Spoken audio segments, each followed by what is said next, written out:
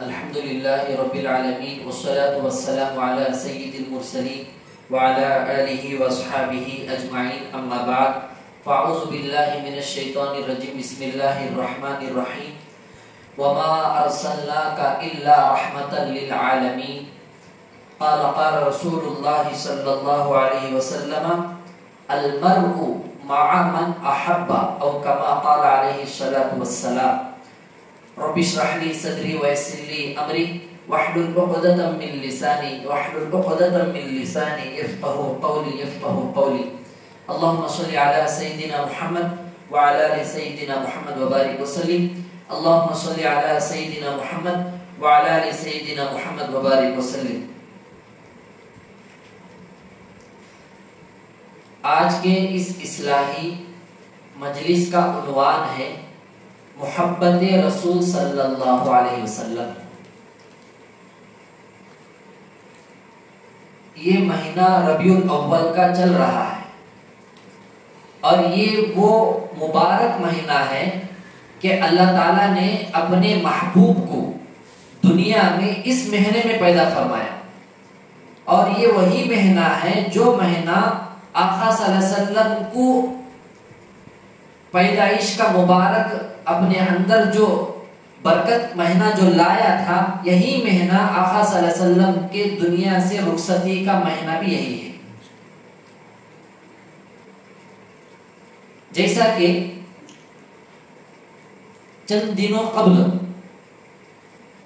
چہارشنبے کے دن یا جمعرات کے دن 12 ربیع الاول جو گزری ہے تاریخ، ایک تو طے ہے آقا صلی اللہ علیہ وسلم کے وفات کی تاریخ صراحت کے ساتھ موجود ہے 12 ربیع الاول، اور آقا صلی اللہ علیہ وسلم کے پیدائش کی تاریخ 8 9 10 12 11 جو اختلافی باتیں ہیں، اس میں کسی بات پر فیصلہ نہیں کر سکتے ہیں.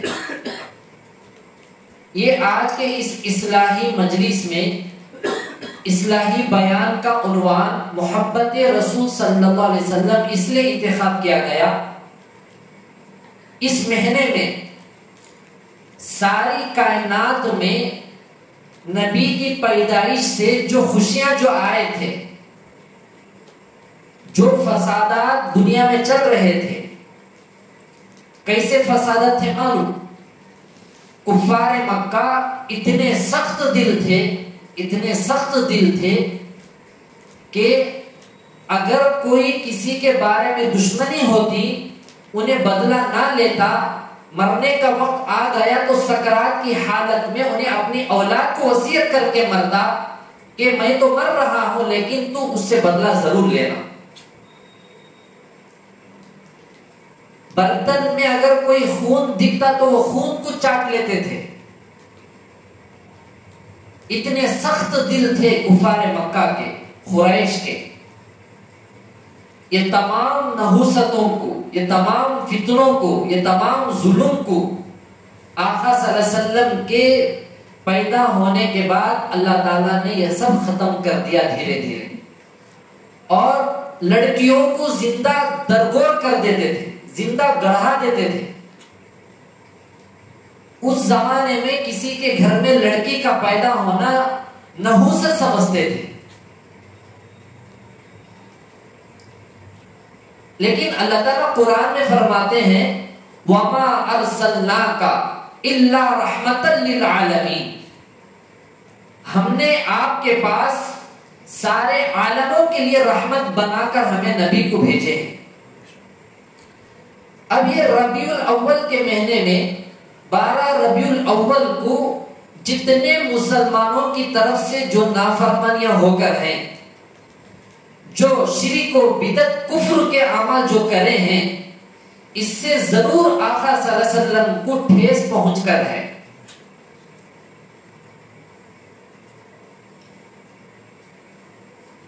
اب حدیث کیا پڑھی گئی؟ المرء مع من احب، آدمی اسی کے ساتھ ہوگا جس سے وہ محبت کرتا ہے. اس حدیث کو ذرا غور کر کے دیکھیں. اگر ہمارے 12 ربیع الاول میں مسلمانوں نے غیروں کا طریقہ اپنایا ہے، اگر وہ توبہ نہیں کریں گے تو قیامت کے دن ان کا حشر وہی گنیش اٹھانے والے لوگوں کے ساتھ اگر ہو گیا تو کون بچا سکتے ہیں؟ کیونکہ طریقہ ان کا اور ہمارا دونوں مل جل رہا ہے، بس یا تو ٹوپی سر پر ہے یا تو نام مسلمان کا ہے، یا چہرے پر داڑھی ہے یا نہیں ہے۔ صحابہ میں سے ایک صحابی میرے اور آپ کے آقا صلی اللہ علیہ وسلم سے پوچھے، اے اللہ کے رسول صلی اللہ علیہ وسلم، دنیا میں تو ہمارے لیے سب سے بڑی سعادت کی چیز یہ ہے کہ ہمارے کو آپ کی باقاعدہ روبرو زیارت نصیب ہوتی ہے،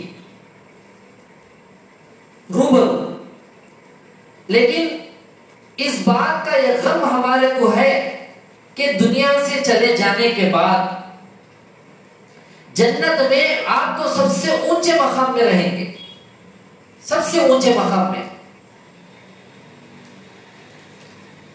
اور ہم تو نیچے کے درجے میں رہیں گے۔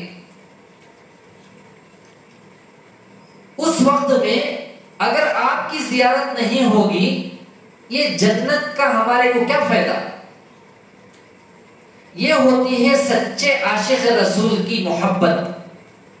صحابہ کتنی دور تک سوچتے تھے، دنیا میں تو ہمیں ساتھ ہیں، لیکن دنیا سے چلے جانے کے بعد جنت میں آپ سب سے اونچے مقام پر رہیں گے، اور اس کے نیچے دوسرے انبیاء علیہ السلام رہیں گے، اور ہمیں بہت نیچے کے درجے میں رہیں گے۔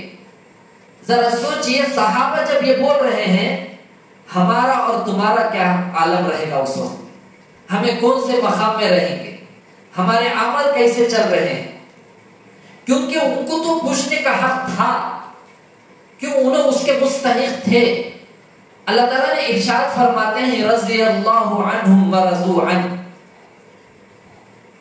اس کے باوجود ان کی تمنا یہ ہے کہ جنت میں ہمارے نبی کی زیارت، نبی کی صحبت ہمیں کیسا پانا ہے۔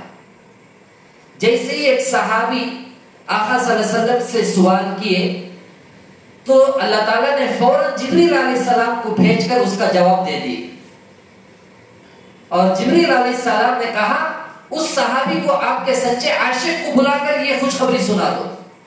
اللہ تعالیٰ نے فیصلہ فرما دیا ہے، وہ کیا ہے؟ یہی آقا صلی اللہ علیہ وسلم نے اس صحابی کو بلا کر فرمایا، ابھی میرے پاس جبریل آئے ہیں، اللہ کا پروانہ، اللہ کی طرف سے پیغام پہنچا ہے، میسج پہنچا ہے وحی کے ذریعے سے، جبریل کے ذریعے سے، وہ یہ ہے المرء مع من احب، آدمی اسی کے ساتھ ہوگا جس سے وہ محبت کرتا ہے۔ جیسی یہ حدیث سنا دی گئی، صحابہ فرماتے ہیں پوری زندگی میں ہمارے کسی حدیث کے سننے سے اتنی خوشی ہمارے کو نہیں ہوئی جتنی خوشی اس حدیث کے سننے سے ہمارے کو میسر ہوئی۔ کیوں؟ دنیا تو مل گئی ہے، اصل بات تو آخرت کی ہے۔ دنیا میں تو ہمیں نبی کے ساتھ ہیں، لیکن آخرت میں اگر نہیں ہوں گے، دنیا میں تو 60 سال 100 سال 40 سال نبی کے ساتھ ہیں، 20 سال 23 سال ہیں، 10 سال ہیں، لیکن آخرت کی تو زندگی لامحدود زندگی ہے، اس کی کوئی حد نہیں ہے۔ اب 12 ربیع الاول کو جو لوگ میلاد النبی منائے ہیں، ذرا ان سے پوچھئے کیا یہ ان کے اندر محبت ہے؟ یہ محبت صحیح معنی میں ہوتی نبی کے طریقے سے ہٹ کر، شریعت کے حدود سے ہٹ کر یہ جلوس وغیرہ نہ نکالتے۔ اب آج کل ایسا ہو رہا ہے، جلوس تو سونے پر سہاگا، اس میں ڈی جے بھی لگایا جا رہا ہے۔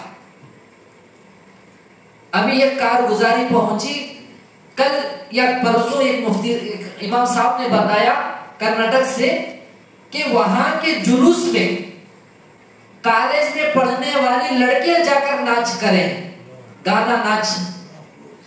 سمجھو نبی صلی اللہ علیہ وسلم کے روح پر کیا تڑپ تڑپ کر وہاں پر دعائیں کرتے رہیں گے، بل بلاتے رہیں گے نبی۔ ایک تو لڑکے ناچ رہے تھے، نوجوان، بڑی عمر کے مرد حضرات، اب یہاں تک پار ہو گیا کہ لڑکیاں بھی ناچ رہے ہیں.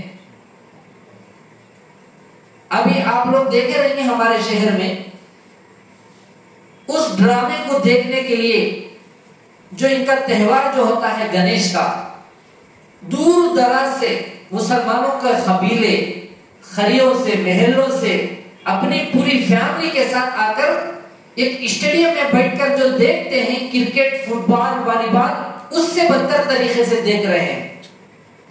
اور وہاں جو کھانا پانی جو ملتا ہے اس سے بھی نوش فرما رہے ہیں. منوج اترا ہے گنیش کی طرف سے.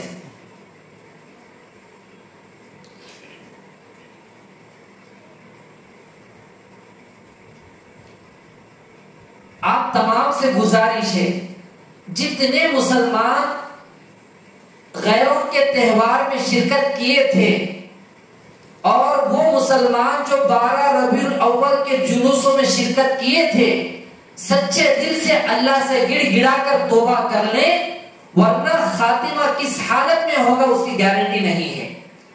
اور المرء مع من احب کے تحت اگر دلوں میں ان کی محبت ہے غیروں کے تہواروں سے اور بدعت کے طریقوں سے اور اعمال سے، کل قیامت کے دن اللہ حفاظت فرمائے ان کا حشر بھی انہی کے ساتھ ہو جائے گا. یہ بات جہاں تک ہو سکے سب کو پہنچائیے، یہ ہماری ذمہ داری بنتی ہے. یہ تو کوشش یہ کی گئی مساجد کے ذریعے، مدارس کے ذریعے، گشتوں میں، ہر ایک طبقے میں، واٹس ایپوں میں، ویڈیو میں، انسٹاگرام میں، فیس بک میں میلاد النبی کو جلوس مت بناؤ. اگر محبت ہے سنت کو اپناؤ. پھر بھی منمانی کر رہے ہیں، ابھی زندے ہیں تو توبہ کر لینا ہے. توبہ نہیں کریں گے بہت بڑا اس کا وبال زندگی میں آئے گا.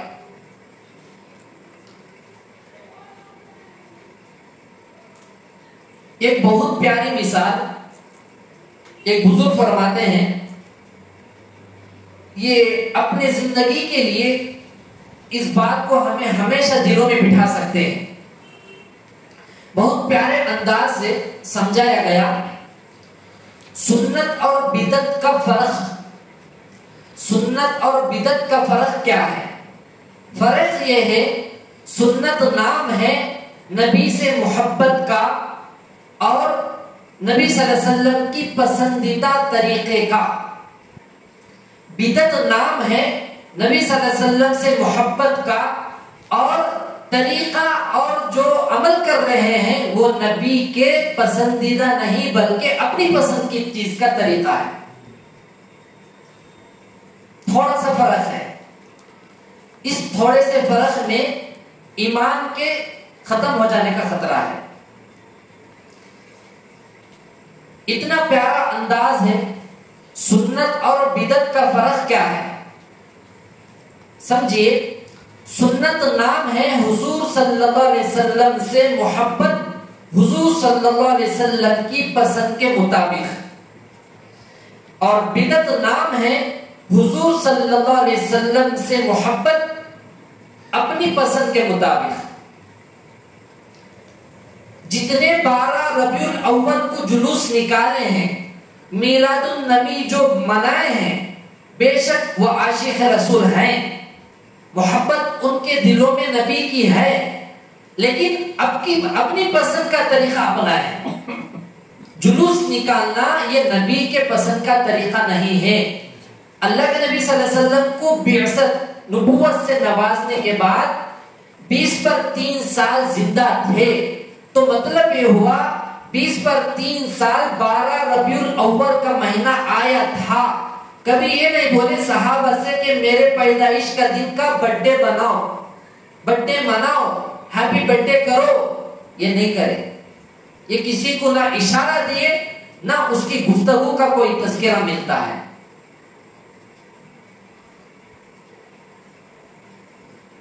حضرت ابو بکر صدیق رضی اللہ تعالیٰ عنہ کے بارے میں آپ کی خدمت میں میں بات رکھوں گا. نبی کا عاشق ہو تو کیسا ہو، نبی سے محبت ہو تو کیسی ہو. ایک مرتبہ حضرت ابو بکر صدیق رضی اللہ تعالیٰ عنہ اللہ کے نبی صلی اللہ علیہ وسلم موجود تھے. اس واقعے کو حافظ ابن حجر رحمۃ اللہ علیہ نقل کرتے ہیں. کون؟ حافظ ابن حجر رحمۃ اللہ علیہ فرماتے ہیں کہ یہ محفل میں حضور صلی اللہ علیہ وسلم نے ارشاد فرمایا مجھے 3 چیزیں محبوب ہیں. مجھے 3 چیزیں محبوب ہیں. فرمایا خوشبو نمبر 1، نمبر 2 نیک بیوی، اور نمبر 3 میری آنکھوں کی ٹھنڈک نماز ہے. میری آنکھوں کی ٹھنڈک نماز میں ہے. یہ فرمایا آقا صلی اللہ علیہ وسلم. پہلی چیز خوشبو، دوسری چیز نیک بیوی، نمبر 3 میرے آنکھوں کی ٹھنڈک نماز میں ہے. جیسے فرمایا حضرت ابو بکر صدیق رضی اللہ تعالیٰ عنہ فوراً بول اٹھے اے اللہ کے محبوب صلی اللہ علیہ وسلم مجھے بھی 3 چیزیں پسند ہیں. فرمایا آپ کے چہرے انور کو دیکھتے رہنا. سب سے پہلے کیا بول رہے ہیں؟ آپ کے چہرے کی زیارت کر لے کر بیٹھنا، آپ کے چہرے انور کو دیکھتے رہنا نمبر 1. دوسری فرمایا آپ پر اپنا مال خرچ کرنا. آپ پر اپنا مال خرچ کرنا. تیسری چیز فرمایا میری بیٹی آپ کے نکاح میں ہے.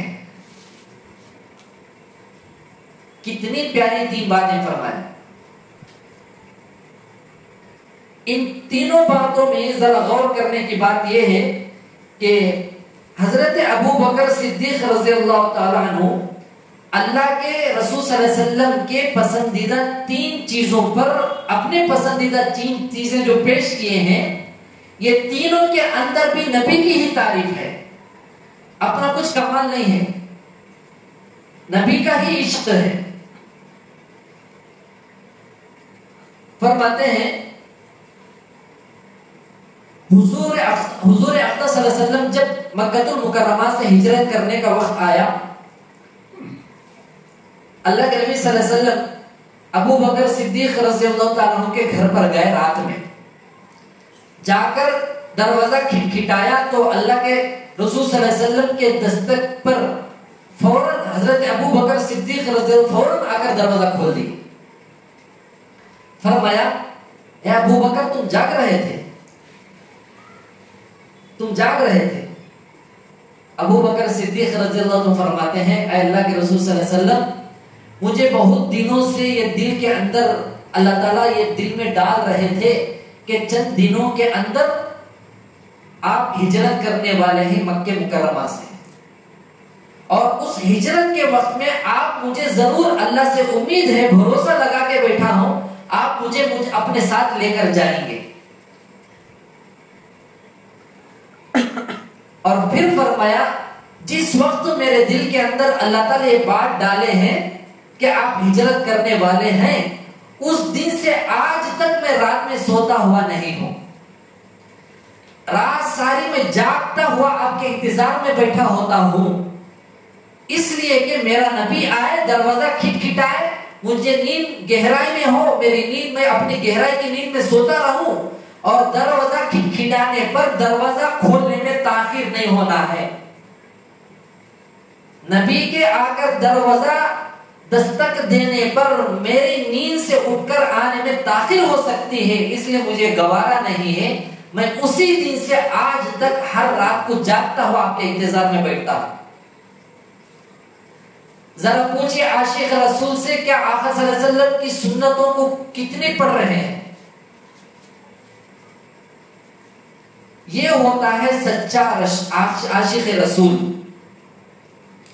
پھر آگے فرمایا جنگ تبوک میں اعلان کرے اللہ کے نبی صلی اللہ علیہ وسلم کے جنگ کے لیے سامان خریدنا ہے اور تیاری کرنا ہے، اپنا مال قربان کرو. تو عمر رضی اللہ تعالیٰ عنہ اپنے گھر والوں کے لیے آدھا سامان چھوڑ کر آدھا سامان لے کر آئے. لے کر آتے آتے دل میں خیال یہ کیا کہ میرے سے بڑھ کر کوئی دوسرا قربانی نہیں دیا ہوگا، میں آج ابو بکر سے آگے بڑھ جاؤں گا. یہاں رک کر ایک بات، مدرسے والے جب چندہ کرنے آتے ہیں یا کسی مسجد کا کوئی چندہ کیا جاتا ہے یا کوئی بزرگ مشائخ آ گئے، بیانات کو علماء آ گئے، یہ تمام چیزوں میں پیسہ دینا ہو تو گن کے دیتے ہیں، حساب لگا کے دیتے ہیں. پیدل آئے ہیں تو ان کو مفت کی روٹی ہی کھا کر جانا ہے، ان کو کچھ دیتے نہیں. فلائٹ میں آئے تو ان کو کچھ دیتے ہیں، ٹرین میں آئے تو کچھ کم دیتے ہیں، کار میں گاڑی میں تو اور کچھ کم دیتے ہیں یا تو نہیں دیتے ہیں. لیکن صحابہ مال خرچ کرنے میں گنتے نہیں تھے، جو کچھ رہتا تھا وہ سب کچھ لٹا دیتے تھے. اب اس بات کو رک کر غیروں کو حساب لگاؤ. وہ لوگ جو ہے ان کے پوجا پاٹ کے لیے، ان کے مندروں کے لیے اچھی کوالٹی کی چیز لے کر جاتے ہیں، پیسہ بھی زیادہ خرچ کرتے ہیں. ابھی جو تہوار جو گیا ہے، کتنے لاکھوں نہیں کروڑوں کے پیسے کے اس میں ختم ہوتے ہیں، لیکن وہ بیچارے نادان ہیں. صحیح معنی میں ان کو حقیقت سے وہ لوگ واقف نہیں ہیں. اس کے باوجود یہ لوگ جو ہے ایک پتھر کی مورتی پر اتنا زیادہ خرچ کرتے ہیں. یہاں پر رک کر اور ایک بات یہ بھی سمجھیے، بابری مسجد پر جس شخص نے پہلا وار کیا تھا وہ شخص تو کلمہ پڑھ کر ایمان میں آ گیا. حضرت مولانا کلیم صدیقی صاحب حفظہ اللہ کے ہاتھ پر اور ایمان میں آیا. ان قریب اسے دشمنوں نے کھانے میں زہر دے کر مار دی، اور وہ شخص کٹر ہندو تھا. اب ہندو اپنے دیوی دیوتاؤں پر بغیر سوچے کہ اپنا مال لٹاتے ہیں، جان لٹاتے ہیں. ایسے لوگ جب ایمان میں آ جاتے ہیں تو ان کا ارادہ، ان کا طریقہ ویسا ہی رہتا ہے اور زیادہ ہو جاتا ہے. جو شخص انتقال ہو گئے، جن کو کھانے میں زہر دے کر مار دیا گیا، نام یاد نہیں آ رہا ہے، کہ وہ شخص کلمہ پڑھ کر ایمان میں آنے کے بعد وہ شخص یہ ارادہ کیا تھا کہ میں 100 مسجدوں کو بناؤں گا میرے پیسوں سے، اس کے بعد میری موت ہو جائے. غالباً ہے تقریباً 100 کے قریب یا 99 کے قریب مساجد بنا دیا تھا وہ شخص. یہ صفتیں ہمیں اپنے اندر مسلمانوں کو لانا چاہیے. مسجد میں جب چندے کے لیے ڈبے رومال پکڑتے ہیں، سب سے کم نوٹ نکال کر دیتے ہیں، 5 کی، 10 کی، 20 کی. ارے اگر ہمیں اللہ کے راستے میں دین کے خاطر حساب لگا کر دیں گے تو اوپر والا بھی، اللہ تعالیٰ بھی حساب لگا کے ہمارے کو دیتا ہے. اگر ہم بغیر حساب کے خرچ کریں گے، اللہ بھی بغیر حساب کے ہمارے کو انشاءاللہ نوازتے ہیں. تو حضرت ابو بکر رضی اللہ تعالیٰ عنہ سے جب تشریف لائے جنگ تبوک کے چندے کے وقت پر، اللہ کے نبی صلی اللہ علیہ وسلم نے عمر سے پوچھا، اے عمر، تم اپنے گھر والوں کے لیے کیا لائے ہو، چھوڑ کر آئے ہو؟ فرمایا، میں آدھا چھوڑ کر آیا ہوں، آدھا آپ کے حکم کے مطابق لا دیا. حضرت ابو بکر آئے تو فرمایا، اے ابو بکر، تم اپنے اپنے بیوی بچوں کے لیے کیا چھوڑ کر آئے ہو؟ فرمایا، میں اپنے بیوی بچوں کے لیے اللہ اور اس کے رسول کو چھوڑ کر سب کچھ لے کر آ گیا. تو محبت، عقیدت جب آتی ہے دین سے، نمازوں سے، مساجد سے، خانقاہوں سے، مدارس سے، علماء سے، ائمہ سے، انتہائی درجے کے اللہ تعالیٰ اچھے فیصلے بھی کرتے ہیں. عمر رضی اللہ تعالیٰ عنہ اپنی زندگی میں بولتے تھے ابو بکر رضی اللہ عنہ سے، اے ابو بکر، میری پورے زندگی کے نیکیوں کو تم لے لو، صرف تمہارے 3 دن 3 راتیں جو آقا صلی اللہ علیہ وسلم کے ساتھ غار ثور میں جو تم گزارے تھے، وہ 3 دن کی راتیں مجھے دے دو. آخرت کا ایسا سودا کیا کرتے تھے صحابہ. تو یہ 12 ربیع الاول کا مہینہ ختم ہونے سے پہلے پوری امت کی طرف سے ہمیں استغفار بھی کرنا ہے اور دعائیں خیر بھی کرنا ہے اور ان مسلمانوں کو توبہ بھی کرنا ہے. غیروں کے تہوار میں جانے سے، غیروں کے تہوار میں جانے سے ایمان ختم ہو جاتا ہے، نکاح بھی ٹوٹ جاتا ہے، دوبارہ نکاح ان کا کرا لینا چاہیے۔ اتنے سخت مسائل ہیں۔ یہ طریقے کہاں سے آتے ہیں؟ بچے جب دیپاولی کا جب موقع آتا ہے، غیروں کی عید کا، بچوں کی خواہش پر جو ہے ماں باپ جو ہے پٹاخے پھوڑتے ہیں اور وغیرہ وغیرہ لا کر دیتے ہیں۔ یہ چیز کی نحوست انہوں بڑے ہو کر ان کے تہواروں میں شرکت کرتے ہیں۔ اللہ کا یہ نظام ہے، اس لیے ہمیں ایسے چیزوں میں ہمارے اولاد کو ہمیں برباد کرنے نہیں دینا ہے۔ اللہ کے نبی صلی اللہ علیہ وسلم ایک مرتبہ جا رہے تھے ہجرت کر کے، غار ثور میں جا رہے تھے۔ اللہ کے نبی صلی اللہ علیہ وسلم جو ہے زمین پر اپنے پیروں کو سنبھال کے صرف پنجوں کو رکھتے تھے، اپنے پنجوں کو رکھتے تھے، انگلیوں کو زمین سے ٹچ ہونے نہیں دیتے تھے۔ ابو بکر رضی اللہ عنہ ساتھ میں تھے، دیکھا میرا نبی کیا کر رہا ہے کہ زمین سے سنبھل کے چل رہا ہے۔ پوچھا اے اللہ کے رسول صلی اللہ علیہ وسلم یہ ایسا کیوں چل رہے ہیں؟ فرمایا میں اگر پیروں کو اچھے طریقے سے رکھ کر یہاں سے چل کر آگے بڑھوں گا، دشمن میرے پیروں کا حساب اندازہ لگا کے میرے تک پہنچ سکتے ہیں۔ اس وقت میں ابو بکر صدیق رضی اللہ تعالیٰ نے فرمایا اے اللہ کے رسول صلی اللہ علیہ وسلم میں حاضر ہوں، آپ اتنی مشقت مت اٹھائیے، آپ آ جائیے میرے کھاندوں پر بیٹھ جائیے، میں لے کر جاؤں گا۔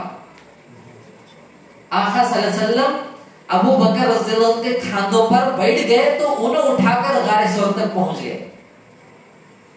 کیسے کیسے خدمتوں کا موقع ملا حضرت ابو بکر کو، ان کے علاوہ کسی دوسرے صحابی کو ایسے خدمتوں کا، ایسے بابرکت موقع عنایت نہیں ہوئے جتنا کہ ابو بکر صدیق کو نصیب ہوئی ہے۔ تو ان کی زندگی کو بھی اٹھا کر دیکھیے، آقا صلی اللہ علیہ وسلم جو ہے اپنی زندگی میں نماز اگر کسی سے پڑھاتے تھے، ایک صحابی ہیں، اس کے ساتھ حضرت ابو بکر بھی ہیں سب سے زیادہ، جن کو آقا صلی اللہ علیہ وسلم کے زندہ ہوتے ہوئے نبی نے ان کو نماز پڑھانے کا حکم دیا ہے۔ ایک مرتبہ نماز پڑھانے کے لیے آگے بڑھے، آقا صلی اللہ علیہ وسلم آگے پڑھاتے تھے تو پیچھے ہٹنے لگے۔ سلام پھیرنے کے بعد فرمایا اے ابو بکر تم کیوں نماز میں پیچھے ہٹ رہے تھے؟ فرمایا اے اللہ کے رسول آپ کی موجودگی میں کوئی دوسرا امام تو ہو ہی نہیں سکتا ہے۔ فرمایا میں آپ کو تو پہلے ہی حکم دے چکا ہوں، میری جگہ تم کھڑے ہو کر امامت کرو بول کر۔ یہ معمولی مقام ہے۔ تو ابو بکر اور آپ صلی اللہ علیہ وسلم کے درمیان کتنی محبت، کتنا عشق تھا، نسبتوں میں کمال نسبت حاصل ہے حضرت ابو بکر رضی اللہ تعالیٰ نے۔ تو ان کی زندگی کو جلوس نکالنے والے، فاتحہ کرانے والے، دلانے والے، گھروں کی ٹھنڈی کرنے والے اور واسطو دیکھنے والے اور تاریخیں دیکھنے والے، ٹائم دے کر حساب لگانے والے، رشتوں میں آ کر فال کھولنے والے اور گھر میں وہ گھر کے اندر جو ٹھنڈی کرنے والے، دودھ ابال کر وہاں پھٹتا ہے، گر کر ابل کر گرتا ہے، یہ تمام لوگوں کو چاہیے حضرت ابو بکر کی زندگی کو دیکھ لو، نبی صلی اللہ علیہ وسلم کی زندگی میں کیا انہوں کبھی ایسا کیے؟ یہ تمام مسئلے وہاں ہوتے ہیں جو لوگ اپنے مسجد کے صحیح امام کو لا کر نہیں رکھتے ہیں اور مسئلہ صحیح علماء سے نہیں پوچھتے ہیں اور شریعت صحیح علماء سے نہیں سیکھتے ہیں، ویسے ہی جگہ سے یہ تمام چیزیں وجود میں آتے ہیں۔ تو آپ تمام حاضرین سننے والے یہ ارادہ کریں ہماری زندگی ایسی ہو، محبت نبی سے بھی باقی رہے اور عمل نبی کے پسند کے مطابق ہو۔ नबी की होते हुए अपने पसंद का अमल हो, ये बिदअत में बदल जाएगा। तो दुआ करे अल्लाह ताला ऐसे तमाम बिदअत से, रुसूमात से सब पूरे उम्मत मुस्लिमा की अल्लाह ताला हिफाजत फरमाए। आखिर में एक बहुत ही समझने के लिए एक वाकया बताता हूं। आजकल क्या चल रहा है, अगर अपने महल्ले में, अपने शहर के अंदर या किसी जगह कोई बड़े अल्लाह वाले हैं, या किसी की खानखा है, या किसी के कोई शेख हैं, उनके साथ लोग जो है चेपी गोलियां करते हैं, तो सुनने वाला उनकी बातों में आ जाता है, सुनने वाला उनकी बातों में आ जाता है। बातों में आने वाला सही मुरीद नहीं रहता है, सही मुरीद नहीं रहता है। बाप से अगर कोई भूल हो जाए, औलाद क्या करती है, नौज़बिल्लाह बदला लेती है, या बाप को जलील करते फिरते हैं। आज ऐसी भी निकम्मी औलाद है, माँ बाप को जलील कर रहे हैं, कई मामलात में माँ बाप को जलील कर रहे हैं।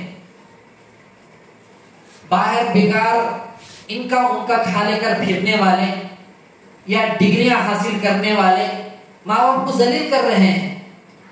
लेकिन माँ बाप को जलील करके एक तो दुनिया भी चले गई, आखिरत तो गई ही। तो बैत होने के बाद रूहानी बेटा उन्हें बनता है, तो रूहानी बाप के खिलाफ जुबान दराजी कैसे कर सकता है। अब ये बातों को हमें बताते हैं तो बहुत से लोगों को मिर्ची लगती है। अरे हमारे से बड़े बड़े अकाबिल तमाम बातें इस्लाही बयानात में, मजालिस में बता चुके हैं, किताबों में लिख चुके हैं। ये बताते इसलिए हैं कि हमें संभल कर रहना है, दुश्मनी से नहीं बताते हैं। एक हमारे हिंदुस्तान में एक बहुत बड़े बुजुर्ग हैं, मुझे नाम लेना मकसूद नहीं है, बहुत बड़े बुजुर्ग हैं। उस बुजुर्ग को अल्लाह ताला ने इतना बड़ा मकाम अता किया है कि हर महीने में 2 मरतबा उम्रे की सआदत नसीब होती है। हर साल हज पर अल्लाह ताला उनको बुलाता है। जिनके पास हमें भी गए थे एतिकाफ में, हमारे शेख हैं, मेरे शेख हैं। अब हमारे साथ कोई साथी जो है अनबन करके कोई मुखालफत करता है, कोई मुनाफकत करता है, कोई साजिश करता है, लोग उसे देखकर गलत फहमी में आते हैं। वो थोड़ा कम करना, फेस्ट का उधर लास्ट में कर जी, बस। अगर कोई आदमी आगे पीछे कुछ करता है तो तमाम साथी आकर दोनों को देखकर, शेख को मुरीद को देखकर, इन्हों यहां से फतवे दे देते हैं। जुबान फतवा नहीं देता है, दिल फतवा दे देता है। क्यों? नफ्स है ना, शैतान नफ्स है। इतने बड़े अल्लाह वाले जिनके बारे में अल्लाह ताला कई दुनिया के बसने वाले नेक लोगों के ख्वाब में आका सल्लल्लाहु अलैहि वसल्लम की ज़ियारत होती है, उनको सलाम पहुंचाया जाता है, मुबारकबाद दी जाती है। उनके साथ बैठने वालों के, उनके साथ बैठने वाले एतिकाफ में उनकी मग़फ़िरत के ऐलानात करते हैं ख्वाबों में आप सल्लल्लाहु अलैहि वसल्लम। इतनी ज्यादा उनके साथ मामलात होने के बावजूद मुरीदीन जो है उनके साथ क्या सुलूक करते हैं, हमारा तो छोड़िए, कोई हर्ज नहीं है, मुरीदीन उनके साथ क्या सुलूक करते हैं। ये ऐसा कठिन दौर है। आप सल्लल्लाहु अलैहि वसल्लम के साथ जो सच्चे थे वो ईमान वाले सहाबा बने, जो एक सामने एक पीछे के जो थे वो मुनाफिकी तो बने। कुरान में अल्लाह ताला फरमाते हैं इन्नल मुनाफिकीना फी दरकिल अस्फली मिनन नार, मुनाफिकों का मकाम जहन्नम में सबसे निचला वाला दर्जा रहेगा। लेकिन उनके ऊपर काफिर मुशरिक रहेंगे, लेकिन सबसे निचला दर्जा मुनाफिक रहने वाले हैं। जरा सोचो कितना अल्लाह नापसंद फरमाते हैं मुनाफिकीन से। एक बुजुर्ग फरमाते हैं پکا بدبودار منافق وہ ہے جو آپ سے فائدہ بھی اٹھائے پھر آپ کی مخالفت بھی کرے. فائدہ اٹھانے کی بات تو ہے، فائدہ اٹھانے کا مطلب دنیا کا بھی ہوا، آخرت کا بھی ہوا، دین کا بھی ہوا. آپ سب جانتے ہیں کون کون فائدہ اٹھائے ہیں، نہیں اٹھائے ہیں. ان سے دعا لینا بھی بہت بڑی بات ہے. دعا کی درخواستیں، توبے کے کلمات، دین کا دنیا کا فائدہ اٹھا کر پھر ان کی مخالفت. منافق ایک ہے، بدبودار منافق ایک ہے. صرف منافقوں کا درجہ جہنم میں سب سے نچلا درجہ جہنم کا جب رہے گا، بدبودار منافق کا درجہ اس سے نیچے رہے گا. بدبودار منافق وہ ہے جو آپ سے فائدہ بھی اٹھائے پھر آپ کی مخالفت بھی کرے. تو اس بات کو عام کر دو پورے دنیا کے اندر. جو آدمی یہ بات سنے گا کہ اس کے منافقوں کو انہیں سمجھ جا سکتا ہے کہ اس سے کون فائدہ اٹھایا پھر اس کی مخالفت کون کیا ہے. اس بات پر اگر غور کریں گے، اپنے بھی نکل کر آئیں گے، غیر بھی نکل کر آئیں گے، مریدین بھی نکل کر آئیں گے، مقتدی بھی نکل کر آئیں گے. حضرت کے پاس ہر سال حج پر جانے کے لیے گزشتہ مرتبہ ایسا ہوا 25-30 لوگوں کے قریب مریدین جو ہے حضرت کے ساتھ حج کرنے کے ارادے سے اپنا پورا پیسہ جمع کر دیے. اب آج کے حساب سے 4 لاکھ 5 لاکھ گزشتہ سال کا واقعہ ہے. اب سمجھو 25 لوگوں کا مثال کے طور پر 4 لاکھ 5 لاکھ کا حساب 25 لوگوں کا اگر ملا دیں گے کتنی بڑی رقم ہو گئی.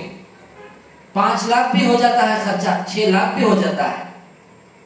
اتنی بڑی رقم لے کر حضرت کی خدمت میں جب دی گئی، ان کے پاسپورٹوں کے ساتھ یہ پورا کسی ایک پہچاننے والے مرید کے پاس ایک دوسرے اسٹیٹ پہ پہنچایا گیا. وہ نکما، وہ منافق مرید موقع دیکھ رہا تھا کہ یہ ہر سال حج پر جانے والا اللہ کا ولی، ہر مہینے 2 مرتبہ عمرے پر جانے والا، حسد تھا دل کے اندر، کینہ تھا، بغض تھا، منافقت تھی، مکار تھا.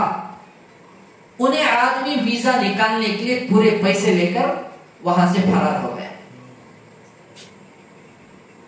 ذرا سوچئے لوگ حج پر عمرے پر کتنی محنت سے اپنا پیسہ جماتے ہیں، جان توڑ کر اللہ کے گھر کی زیارت کے لیے، آقا صلی اللہ علیہ وسلم کے روزے اطہر پر پہنچنے کے لیے جماتے ہیں. اب حج کے لیے تو بہت بڑی رقم ہے، جانے اور جا کر جو آئے ہیں انہوں جانتے ہیں، وہ مشہور ہے، گھر بن کو دیکھ شادی کر کو دیکھ. ایک بزرگ فرمائے، ان کے سامنے جب میں اس بات کو نقل کیا تو انہوں نے فرمایا حج کر کو دیکھ، گھر بن کو دیکھ، شادی کر کو دیکھ، حج کر کو دیکھ. یہ 3 جگہوں میں ایسا خرچہ نکلتا ہے سر کے بال سفید نہیں جھڑ جاتے ہیں. حساب کرنے بیٹھیں گے اپنے آپ کو سوچنا پڑے گا کیا تو میں کھا لیا ہوں کا پیسہ. اتنے اخراجات ہوتے ہیں. لیکن گھروں کے اندر بیٹھنے والی مائیں اور بہنیں مستورات، ان کو اندازہ نہیں ہوتا ہے یہ 2 ہوٹ وہ مرغی کا جو پٹ پٹ کھائے تو کیسا مرغی کا پیچھے کا پٹ پٹ جیسا ہوتا ہے، ایسا بکتے رہتے ہیں. کچھ حساب کا اندازہ نہیں ہوتا ہے، یہ لو وہ لو، یہ کرو وہ کرو، پیسے کہاں گئے. جب یہ 3 کاموں میں خود کھڑ کر کریں گے جب معلوم ہو جائے گا. بہرحال اب یہ حضرت جو ہے ہمارے شیخ دامت برکاتہم تمام مریدین کا پیسہ ہے، قرض لے کر اپنے پراپرٹی بیچ کر کروڑوں کا پیسہ جمع کر کے پورے مریدین کو ادا کر دی. تو اس واقعے سے یہ اندازہ لگتا ہے کہ اس اللہ کے ولی کے اندر اللہ کا کتنا ڈر رہے گا اور کتنی امانت داری رہے گی. وہ بول سکتے تھے میرا بھی پیسہ گیا ہے، میرا بھی پیسہ گیا ہے. وہ بول سکتے تھے میں تمہارا روحانی باپ ہوں، تمہیں روحانی بیٹے ہیں، معاف کر دو. یہ وہ ان کے مریدین بھی بول سکتے تھے، لیکن بولے ہیں ہمیں معاف کر دیے ضرورت نہیں، لیکن حضرت معاملات میں اتنا جب کھڑے اترے ہیں تو سمجھو اللہ کے یہاں ان کا کتنا بڑا مقام مرتبہ رہے گا۔ ایسے ہی تو سچے ولی اولیاء اللہ دنیا میں ابھی موجود ہیں، اور یہ لوگ سوشل میڈیا میں آنا پسند نہیں کرتے ہیں، ایک فوٹو ایک ویڈیو بھی ان کو پسند نہیں ہے۔ لوگ میڈیا میں جو وائرل ہوتے ہیں بس ان کے ہی تابع ہوتے ہیں، دوسروں پر انگلی اٹھاتے ہیں، اس لیے نادانی میں ہمیں کچھ بولنے کا کسی کو حق نہیں ہے۔ جی وہ حضرت آج بھی موجود ہے کہ کیونکہ یہ پورا ریکارڈنگ ہے، میں نام نہیں لے رہا ہوں، کہیں ایسا نہ ہو کہ ان کے اکابر، ان کے مشائخ، ان کے مریدین یا کوئی ان کا قریبی سننے والا سن لیا تو حضرت کے پاس ظاہر کر دے گا۔ بغیر نام کے میں اس لیے ظاہر کر رہا ہوں کہ ایسے مکار جب آج کے دور میں ہیں تو نبی کے زمانے میں کیسے رہیں گے؟ وہ واقعہ یاد کرو، اللہ کے نبی صلی اللہ علیہ وسلم کو ایک جگہ جا کر بٹھایا گیا، بہت دیر تک بات کرتے رہے، جبریل علیہ السلام فوراً وہاں سے اٹھا کر لے کر چلے گئے۔ بعد میں تحقیق پر پتا چلا کہ اوپر سے دشمنوں نے چکی کا پاٹ آقا صلی اللہ علیہ وسلم کے سر مبارک پر نعوذ باللہ گرا کر مارنا چاہتے تھے۔ آج کے دور کے مریدین اتنے نکمے جب ہوتے ہیں تو نبی کے دور کے منافق کیسے رہیں گے؟ تو اللہ والوں کے ساتھ جب نبی کے ساتھ ہوا ہے تو یہ علماء حق کے ساتھ بھی ہوتا رہے گا، اللہ والوں کے ساتھ بھی ہوتا رہے گا۔ اب یہاں پر حضرت کیسا قرض ادا کرے؟ بہت بڑے کروڑ پتی ہیں، بینک بیلنس بہت ہے، یہ سوچ رکھنے والا سچا مرید کیسا ہو سکتا ہے؟ یہاں ان کے معاملات پر غور کر کے ہمیں بھی ایسے صاف معاملات والے بننا چاہیے۔ میں اور آپ ہوتے کر سکتے ہو؟ میں جب گیا تھا اتنا سادہ سیدھا گھر ہے، میں حیران ہو گیا، گھر کو پینٹ تک نہیں مارے ہیں کئی سالوں سے، اتنا سادگی سے ہیں۔ اب اپنی پراپرٹی بیچ کر کئی چیزوں کو، اپنے گھر کے مستورات کے زیور کو بیچ کر پیسہ لے کر پورا ادا کر دیے ہیں۔ تو ایسے اللہ والے موجود ہیں، انہی کے صدقے میں اللہ تعالیٰ سب کے اعتکاف کو، دعاؤں کو، عبادتوں کو، حجوں کو اللہ قبول کر رہے ہیں۔ اللہ کا شکر ادا کرو، ایسے اللہ والوں سے ہم جیسے گنہگاروں کا تعلق ہے، ان کی ہی دعاؤں کا بدول، ان کی دعاؤں کا صدقہ ہے۔ حضرت سے میں نے شکایت کیا، حضرت عمرے پر تھے، حج میں تھے حضرت، میں فون کیا، حضرت سے بتایا، حضرت ہمارے شہر میں ہمارے بارے میں بہت زیادہ ظلم، زیادتی، تہمتیں، الزامیں وغیرہ وغیرہ شروع ہو چکا ہے۔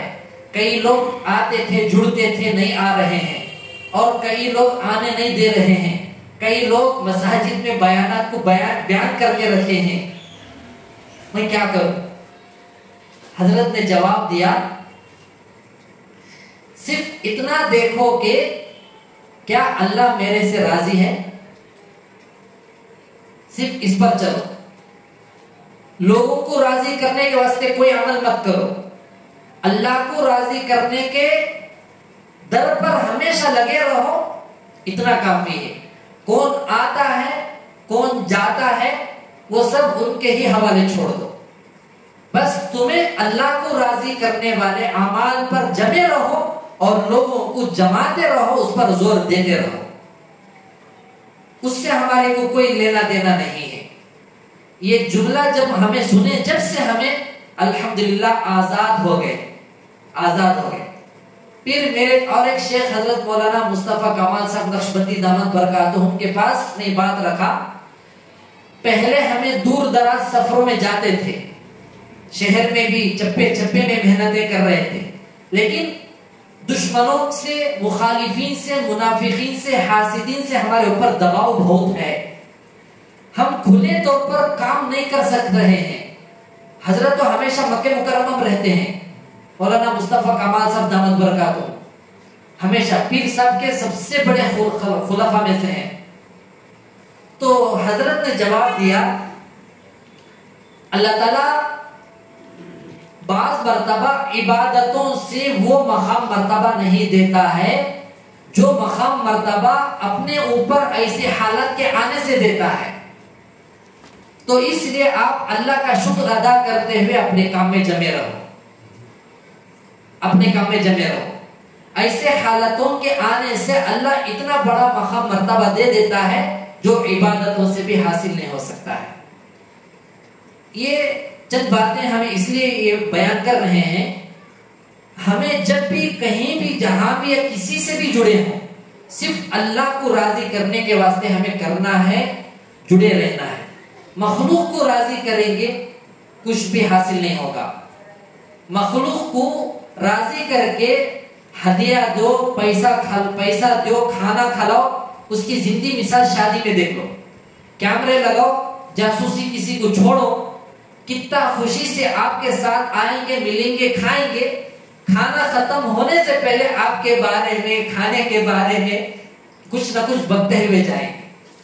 حالانکہ رشتہ داروں کو، دوست احباب کو راضی کرنے کے لیے لاکھوں کا، ہزاروں کا پیسہ خرچ کر کے فنکشن ہال کا، ہر مٹھے کا، بیڑے کا، آئس کریم کا نیا طریقہ شروع ہو گیا ہے.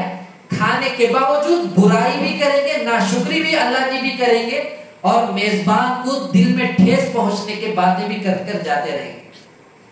یہ کھلی مثال ہے، زندگی مثال ہے. اس لیے کون خوش ہوتا نہیں ہوتا، اللہ خوش ہو گیا بس ہے، اسی میں ہماری نجات ہے. دعا کریں کہ اللہ تعالی ہم سب کو بھی ہر ہمیشہ اللہ تعالیٰ کے رضا کے لیے کرنے والے اعمال کرتے رہنے کی، جمے رہنے کی توفیق نصیب فرمائے. حج عمرے پر جو لوگ جاتے ہیں، قرآن میں سورہ بقرہ میں اللہ تعالیٰ فرماتے ہیں وَأَتِمُّ الْحَجَّ وَالْعُمْرَةَ لِلَّهِ، فرمایا اے لوگوں حج عمرہ اللہ کے لیے پورا کرو بولے ہیں.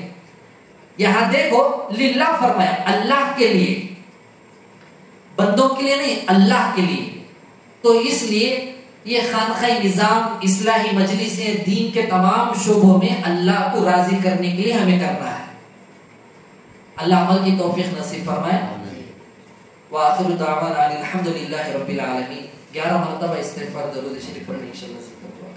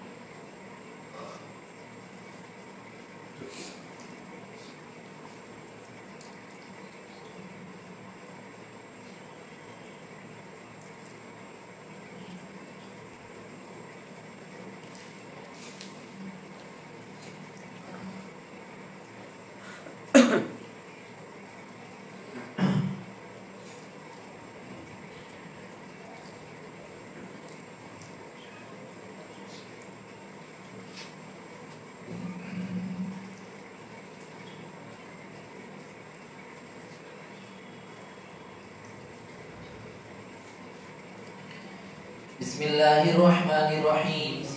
سبحان اللہ والحمد للہ ولا الہ الا اللہ واللہ اکبر ولا حول ولا قوة الا باللہ العلی العظیم. آنکھوں کو بند کر کے اپنی گردن کو تھوڑا دل کی طرف جھکا لے. لا الہ الا اللہ میں لا سے میں اپنے دل سے غیر اللہ کو نکال رہا ہوں، الا اللہ سے میں اپنے دل میں اللہ کی محبت کو بٹھا رہا ہوں.